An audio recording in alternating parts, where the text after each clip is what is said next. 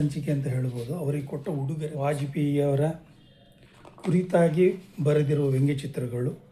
ಅವರು 77ನೇ ವರ್ಷದ ಹುಟ್ಟುಹಬ್ಬ ಸ್ಟ್ಯಾಂಪ್ ಆಗಿ ಸಹ ಬಂದಿದೆ. ಸರಳವಾಗಿ ಬರೆಯುವ ಇದರ ಬಗ್ಗೆ ನಿಮಗೆ ಇನ್ನೂ ಆಸಕ್ತಿ ಇದ್ದರೆ ಮುಂದೆ ಬರೆಯುವುದು.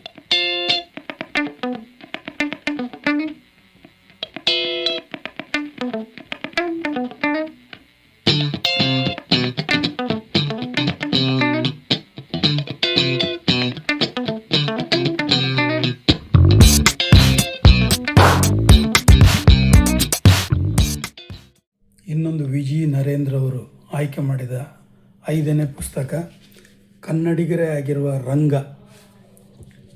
ಅವರು ಅಟಲ್ ಬಿಹಾರಿ ವಾಜಪೇಯಿಗೆ ಬರೆದ ವ್ಯಂಗ್ಯಚಿತ್ರಗಳ ಹೊತ್ತಿಗೆ. ಆದರೆ ಇದು 77ನೇ ವರ್ಷದ ಅಟಲ್ಜಿಯವರ ಹುಟ್ಟುಹಬ್ಬಕ್ಕೆ ಸಂಗ್ರಹಿಸಿ ಕೊಟ್ಟ ಒಂದು ಸ್ಮರಣ ಸಂಚಿಕೆ ಅಂತ ಹೇಳ್ಬೋದು. ಅವರಿಗೆ ಕೊಟ್ಟ ಉಡುಗೊರೆ ಪುಸ್ತಕ. ಇದನ್ನು ocean books private limited new Delhi print ಮಾಡಿದ್ದಾರೆ.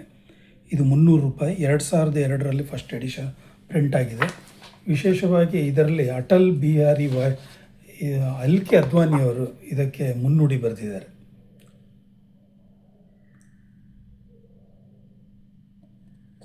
ನನಗೆ 40 ವರ್ಷದಿಂದ ರಂಗ ಅವರು ಗೊತ್ತಿದೆ.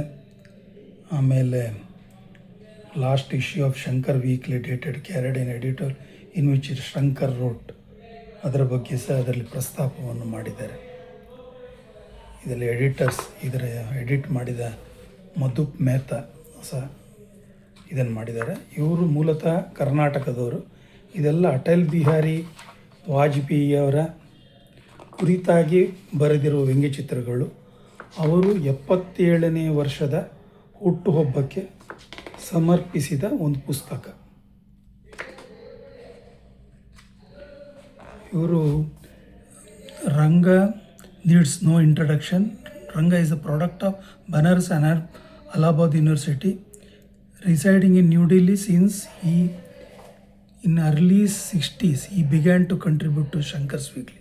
Shankar has a habit of creating 2 copies of 6, one for his subject and another copy for himself. ಇದರಲ್ಲಿ ಕನ್ನಡಿಗರು ಅಂತ ಪ್ರಸ್ತಾವ ಮಾಡಿಲ್ಲ. ಇವರು ಕನ್ನಡಿಗರು. ಇವರು ಹಲವಾರು ವ್ಯಂಗ್ಯ ಧುರೀಣರ ಚಿತ್ರಗಳನ್ನು ಸ್ಥಳದಲ್ಲೇ ಚಿತ್ರಿಸಿ ಅವರ ಆಟೋಗ್ರಾಫ್ಗಳನ್ನು ಪಡೆದಿದ್ದಾರೆ.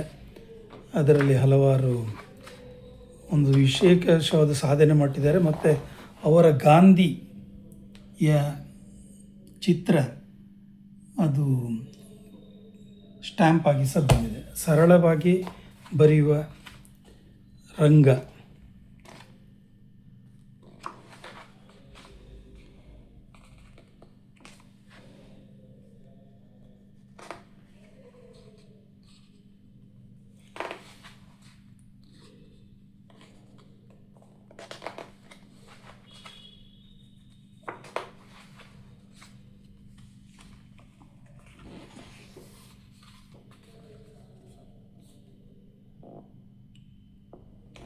Democracy, stability, economy, our medallist.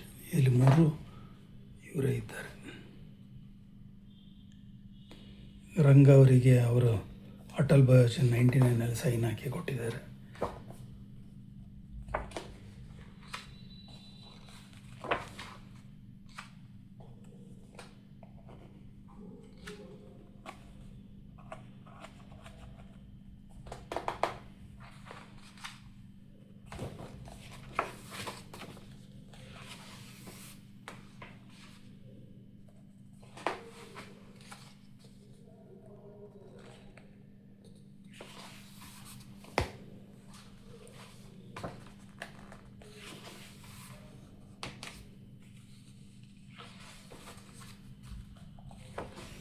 ಅವರು ಸ್ಥಳದಲ್ಲೇ ವ್ಯಂಗ್ಯ ಭಾವಚಿತ್ರಗಳು ಸಹಿ ಪಡೆಯುವುದರಲ್ಲಿ ಮತ್ತು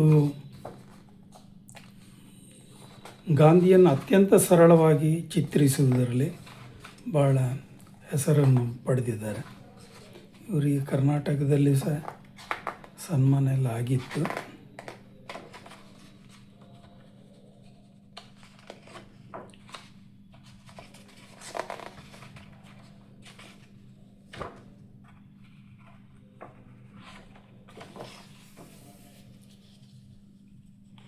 ಹೀಗೆ ಒಂದು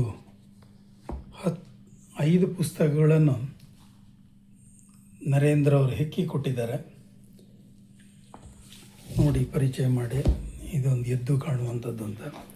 ಅವರಿಗೂ ಈ ಬಗ್ಗೆ ಥ್ಯಾಂಕ್ಸ್ ಹೇಳ್ತಾ, ಇದರ ಬಗ್ಗೆ ನಿಮಗೆ ಇನ್ನೂ ಆಸಕ್ತಿ ಇದ್ದರೆ ಮುಂದೆ ಬರೀಬೋದು. ಧನ್ಯವಾದಗಳು.